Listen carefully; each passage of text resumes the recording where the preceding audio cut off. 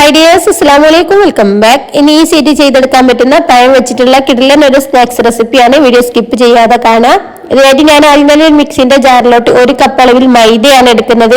ഇതിന് പകരം നിങ്ങൾക്ക് ഗോതമ്പ് പൊടി എടുക്കാം കേട്ടോ. ഇതിലോട്ട് ഇനി 1 മുട്ട പൊട്ടിച്ചൊഴിക്കുക. കൂടെ തന്നെ നല്ലൊരു ഫ്ലേവറിന് വേണ്ടിയിട്ട് 2 ഏലക്കായ ചേർത്ത് കൊടുക്കുന്നുണ്ട്. ഇതിന് ചെറുതായിട്ടൊരു മധുരം കിട്ടാൻ വേണ്ടിയിട്ട് 2 ടേബിൾ സ്പൂണോളം പഞ്ചസാര ചേർത്ത് കൊടുക്കുന്നുണ്ട്. എന്നിട്ട് ഒരു 1/4 കപ്പോളം വെള്ളം ഒഴിച്ചിട്ട് ഇതൊന്ന് അടിച്ചെടുത്ത് നോക്കാം. നമുക്ക് ദോശമാവിന്റെ പരുവത്തിലുള്ള കുറച്ചൊരു തിക്കായിട്ടുള്ള ബാറ്റർ ആണ്. എന്നാൽ ഭയങ്കരമായിട്ട് കട്ടിക്കല്ല. ഇപ്പോൾ നല്ല കട്ടിക്കാണ്. ഇതിലോട്ട് 1/2 കപ്പ് വെള്ളം കൂടി ഒഴിച്ചു കൊടുക്കുന്നുണ്ട്. അപ്പൊ ടോട്ടലി നമ്മൾ 1/4 കപ്പ് വെള്ളം എടുത്തു കേട്ടോ. ഇത് ഈ ഒരു പരുവത്തിലാണ് നമുക്ക് കിട്ടേണ്ടത്. ഭയങ്കരമായിട്ട് ലൂസ് അല്ല, എന്നാൽ നല്ല കട്ടിക്കുമല്ല. ഈ ഒരു രീതിയിലാണ് നമ്മുടെ ബാറ്റർ വേണ്ടത്. ഇനി നമുക്കിതൊരു സൈഡിലോട്ട് മാറ്റി വെക്കാം. ഇനി നമുക്ക് വേണ്ടത് നന്നായിട്ട് പഴുത്തിട്ടുള്ള നേന്ത്രപ്പഴമാണ്. ഞാനിവിടെ 3 നേന്ത്രപ്പഴമാണ് എടുത്തിട്ടുള്ളത്.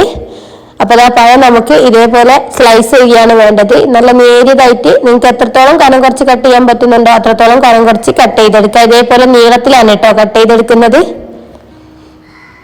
അപ്പൊ നല്ല സിമ്പിളായിട്ട് ചെയ്തെടുക്കാൻ പറ്റുന്ന റെസിപ്പിയാണ്. ഞാൻ നേരത്തെ പറഞ്ഞ പോലെ ഗോതമ്പ് പൊടി വെച്ചിട്ട് ചെയ്യുക, പക്ഷെ ഒന്നുകൂടി ടേസ്റ്റ് കൂടുതൽ മൈദ വെച്ച് ചെയ്യുമ്പോൾ തന്നെയാണ്.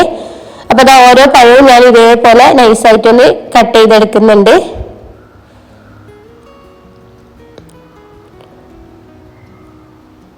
ഇനി നമുക്ക് ഈ ഒരു പഴം ഒന്ന് വാട്ടിയെടുക്കണം. ഇതിനായിട്ട് ഒരു പാൻ വെച്ചെടുത്തിട്ടുണ്ട്. ഇതിലോട്ട് ഓയിലോ നെയ്യോ നിങ്ങളുടെ കയ്യിലുള്ളത് നിങ്ങൾക്ക് ഒഴിച്ചു കൊടുക്കുക. എന്നിട്ട് നമ്മൾ ഓരോ സ്ലൈസ് ചെയ്തിട്ടുള്ള പഴവും ഇതിൽ വെച്ചിട്ട് ഒന്ന് ജസ്റ്റ് ഒന്ന് കുക്ക് ചെയ്തെടുക്കണം. 2 സൈഡും ഒന്ന് കുക്ക് ചെയ്തെടുത്താൽ മതി.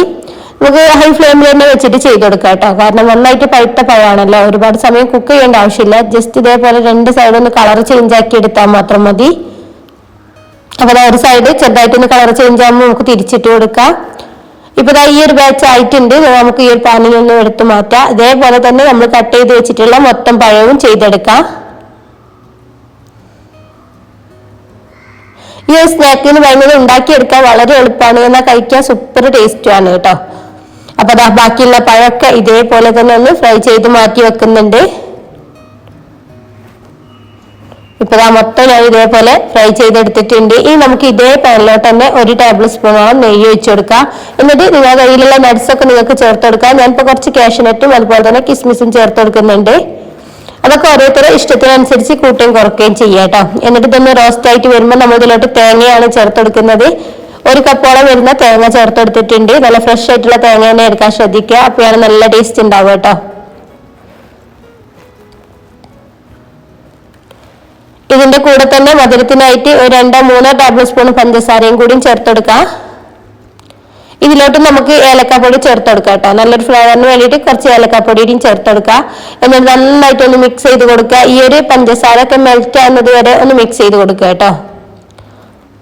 ഇപ്പൊ പഞ്ചസാര ഒക്കെ മെൽറ്റ് ആയി വന്നിട്ടുണ്ട്. നമുക്ക് ഫ്ലെയിം ഓഫ് ചെയ്തിട്ട് സൈഡിലോട്ട് മാറ്റി വെക്കാം. ഇതാ മറ്റൊരു പാൻ വെച്ചിട്ട് നമ്മൾ റെഡിയാക്കി വെച്ചിട്ടുള്ള ഒരു ബാറ്റർ ഇല്ലേ, അതിൽ നിന്നും കുറച്ച് വെച്ചിട്ട് ഇതേപോലെ ഒന്ന് ചുറ്റിച്ചു കൊടുക്കുക. കനം കുറച്ച് ചുറ്റിച്ചെടുക്കാൻ വേണ്ടി ശ്രദ്ധിക്കുക കേട്ടോ. നല്ല കനത്തിലാവണ്ട, നല്ല നേരിയതായിട്ടുള്ള ദോശയായിട്ട് ചുറ്റിച്ചെടുക്കുക. 3/4 ഭാഗത്തോളം കുക്കായി വരുമ്പോൾ തന്നെ നമ്മൾ റെഡിയാക്കി വെച്ചിട്ടുള്ള നമ്മുടെ ഈ ഒരു തേങ്ങന്റെ മിക്സ് ഇല്ലേ, അതൊരു സൈഡിലോട്ടായിട്ട് ഇതേപോലെ ഇട്ട് കൊടുക്കുക. അപ്പൊ നിങ്ങൾക്ക് എത്രത്തോളം ഫില്ലിങ് വേണം അതിനനുസരിച്ച് ഇട്ട് കൊടുക്കുക കേട്ടോ. എന്നിട്ട് ഇതിന്റെ മുകളിലോട്ടായിട്ട് നമ്മൾ റെഡിയാക്കി വെച്ച ഈ ഒരു പഴമല്ലേ, അത് ഓരോന്നും ഇതേപോലെ ലെവൽ ചെയ്ത് വെച്ച് കൊടുക്കാം. നമ്മൾ ഇതേ രീതിക്ക് തന്നെ ചിക്കൻ വെച്ചിട്ടും അതുപോലെ തന്നെ പഴം കൊണ്ട് വേറെ രീതിയിലൊക്കെ ചെയ്തിട്ടുണ്ട് കേട്ടോ. അപ്പൊ ഇത് കുറച്ച് വ്യത്യസ്തമായിട്ടുള്ള ഒരു രീതിയിൽ മാത്രം. എന്നിട്ട് നമ്മൾ ഈ ഒരു സൈഡിലുള്ള ഈ ഒരു ദോശയില്ലേ, അത് നേരെ തിരിച്ചിട്ട് കൊടുക്കുക. എന്നിട്ട് ഇതേപോലെ ഒന്ന് പ്രസ് ചെയ്തിട്ട് ലോക്ക് ചെയ്ത് കൊടുക്കുക കേട്ടോ. എന്നിട്ട് നമ്മൾ ഈ ഒരു സൈഡിലോട്ടാണ് ബാക്കി വരുന്ന ഇനി മാവ് ഒഴിച്ചു കൊടുക്കുന്നത്. മാവ് ഒഴിച്ചെടുത്തതിന് ശേഷം നമ്മൾ നേരത്തെ ചെയ്ത പോലെ ഒന്ന് ചുറ്റിച്ചെടുക്കണം. എങ്കിൽ മാത്രമേ കറക്റ്റ് ആയിട്ട് ലോക്കായിട്ട് കിട്ടുള്ളൂ. എല്ലാ സൈഡും നന്നായിട്ട് തന്നെ ലോക്കായി കവർ ചെയ്ത് കിട്ടണം, അല്ലെങ്കിൽ ഫില്ലിംഗ് ഒക്കെ പുറത്തോട്ട് വരും കേട്ടോ. അപ്പൊ ഇതേപോലെ ഒന്ന് ചുറ്റിച്ചെടുത്തിട്ടുണ്ട്. എന്നിട്ട് നമുക്ക് ഈ ഒരു സൈഡിലോട്ട് നേരത്തെ റെഡിയാക്കി വെച്ച തേങ്ങന്റെ മിക്സ് ഇട്ട് കൊടുക്കാം. ഇതിന്റെ മുകളിലായിട്ട് പഴം വെച്ച് കൊടുക്കുക. ഈ രീതിയിൽ നിങ്ങൾക്ക് എത്ര ലെയർ വേണമെങ്കിലും ചെയ്തെടുക്കാം കേട്ടോ. ഞാൻ ഇതേപോലെ 2 ലെയർ ആക്കിയിട്ടാണ് ചെയ്യുന്നത്. അപ്പൊ നിങ്ങൾക്ക് ഇഷ്ടമുള്ള രീതിക്ക് നിങ്ങൾക്ക് എത്രത്തോളം പറ്റുന്നുണ്ടോ ആ രീതിയിൽ ചെയ്തെടുക്കാം. നമ്മൾ റെഡിയാക്കിയിട്ടുള്ള ഈ ഒരു ബാറ്റർ വെച്ചിട്ട് ഇതേപോലുള്ള 2 സ്നാക്സ് ആണ് കേട്ടോ റെഡിയാക്കി എടുക്കാൻ പറ്റുക. അപ്പൊ ഇതേപോലെ വെച്ചെടുത്തിട്ടുണ്ട്. എന്നിട്ട് നമ്മൾ നേരത്തെ ചെയ്ത പോലെ തന്നെ ആ ഒരു സൈഡിൽ നിന്ന് ഇങ്ങോട്ട് മറിച്ച് ഇടാണ് വേണ്ടത്. അപ്പൊ ഇങ്ങനെ ചെയ്യുമ്പോൾ പ്രത്യേകം ശ്രദ്ധിക്കട്ടോ, പൊട്ടി പോവാനുള്ള ചാൻസ് ഉണ്ട്. അപ്പൊ ശ്രദ്ധിച്ചിട്ട് വേണം ചെയ്യാന്.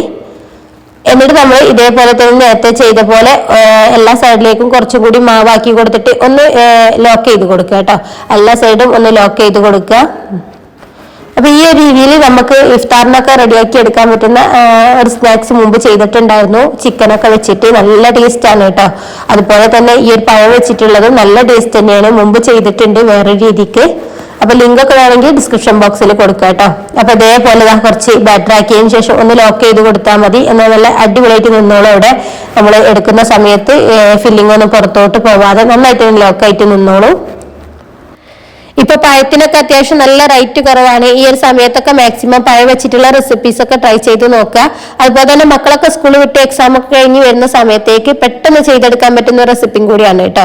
അപ്പൊ നിങ്ങളിത് ഈ ഒരു ബാറ്റർ റെഡിയാക്കുന്ന സമയത്ത് ഒരല്പം ഫുഡ് കളറോ അല്ലെങ്കിൽ മഞ്ഞൾപ്പൊടിയോ ചേർത്ത് കൊടുത്താൽ നിങ്ങൾക്ക് ചെറുതായിട്ടൊരു യെല്ലോയിഷ് കളർ കിട്ടും കേട്ടോ. അപ്പൊ ഞാനത് ചേർക്കാത്തതുകൊണ്ടാണ് ഈ ഒരു കളറിലെന്നായി കിട്ടുന്നത്. രണ്ട് സൈഡും നന്നായിട്ടൊന്ന് ക്രിസ്പി ആക്കിയതിന് ശേഷം നമുക്ക് ഒരു പ്ലേറ്റിലോട്ട് മാറ്റാം. ചെറുതായിട്ടൊന്ന് ചൂട് പോയതിനു ശേഷം നമുക്ക് ഇഷ്ടമുള്ള ഷേപ്പിൽ കട്ട് ചെയ്തെടുക്കാം കേട്ടോ. അപ്പൊ ഈ ഒരു രീതിയിൽ കട്ട് ചെയ്തിട്ട് മക്കൾക്ക് സെർവ് ചെയ്യുകയാണെങ്കിൽ അവർക്ക് നല്ല ഇഷ്ടമാവും കേട്ടോ. കഴിക്കുമ്പോൾ അങ്ങനെ വായിലിട്ട് അലിഞ്ഞു പോകുന്ന രീതിയിലാണ്.